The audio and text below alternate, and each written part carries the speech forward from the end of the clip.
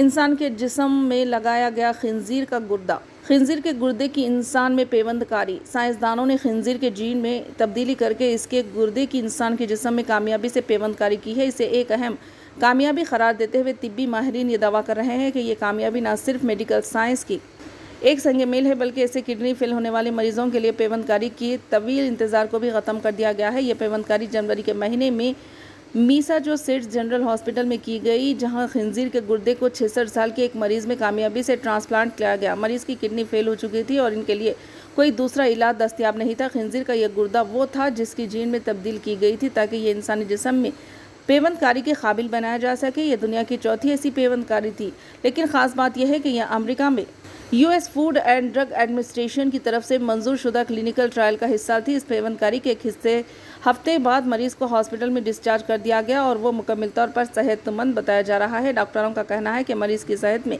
کوئی بڑی تبدیلی نہیں آئی، وہ اب معمول کی زندگی گزارنے کے قابل ہے۔ یہ پیوند کاری ایک کلینکل ٹرائل کا حصہ تھی جس میں 3 گردوں کی پیوند کاری کی جانچ کی جا رہی ہے۔ اس سے قبل 2 مریضوں کی پیوند کاری کے بعد ان کی کم وقت میں موت ہو گئی تھی، تاہم ان میں سے ایک مریض پہلے ہی سنگین بیماری میں مبتلا تھا۔